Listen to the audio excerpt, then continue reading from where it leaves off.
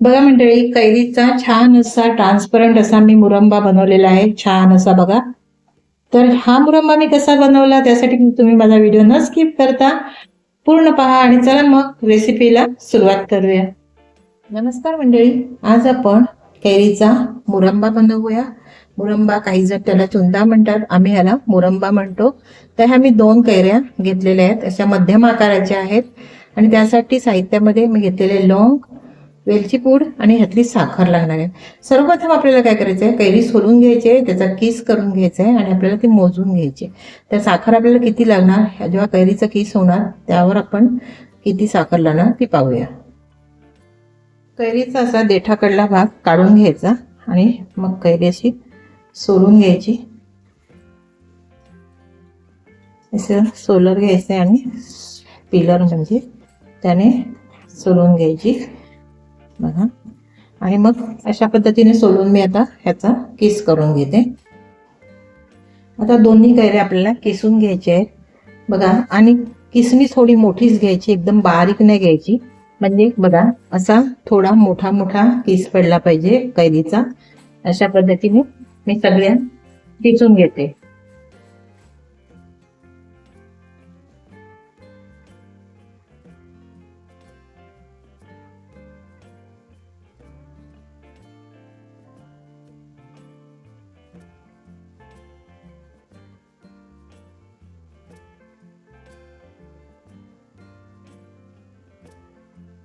बघा दोन्ही कैऱ्या मी किसून घेतल्या बघा. ह्याच्यात इतका गर होता तितका काढून घेतला.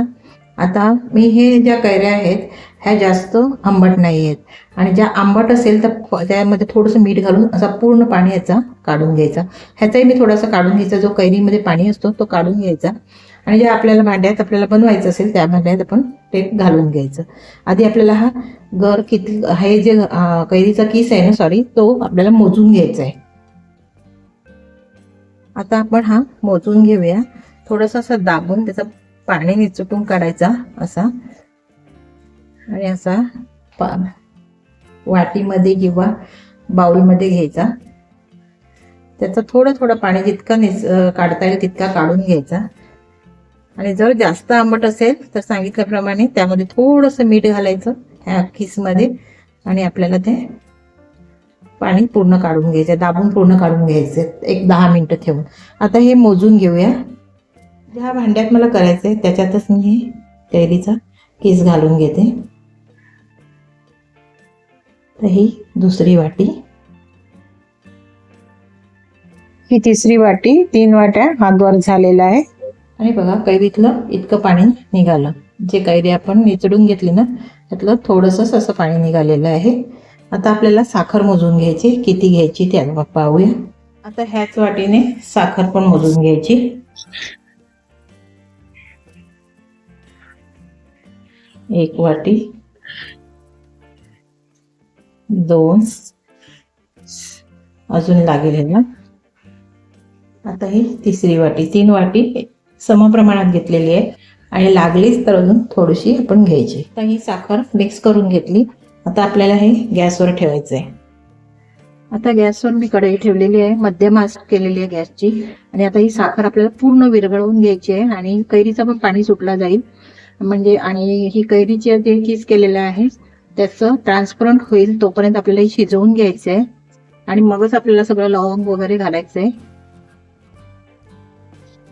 साखर अशी पूर्ण वितळली पाहिजे यामध्ये. अगदी 5 मिनिटांमध्ये साखर वितळली जाते.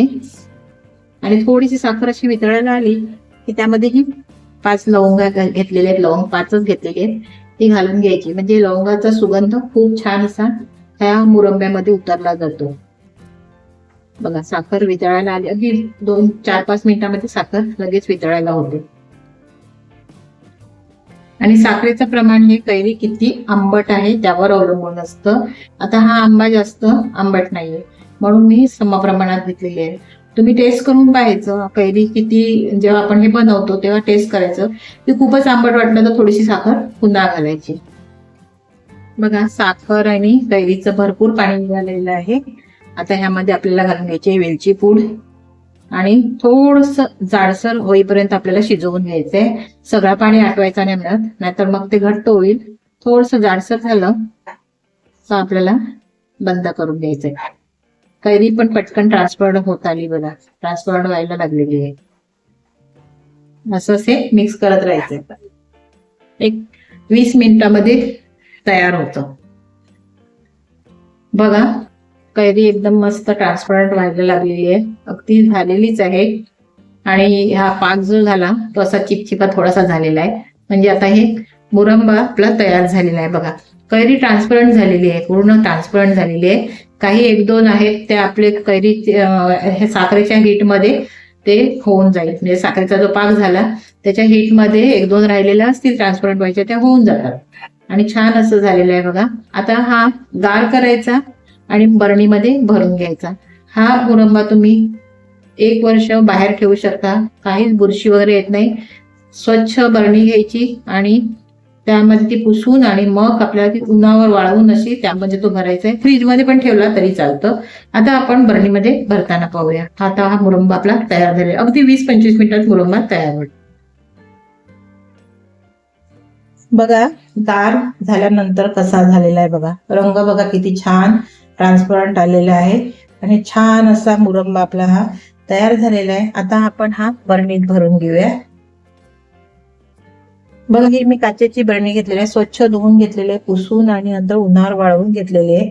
आता ह्यामध्ये हा मुरंबा भरून घ्यायचा आहे बघा. किती घट्ट झालेला आहे, छान असा मुरंबा बघा. आता अशा प्रकारे हा सगळा हा बरणीत भरून घेते.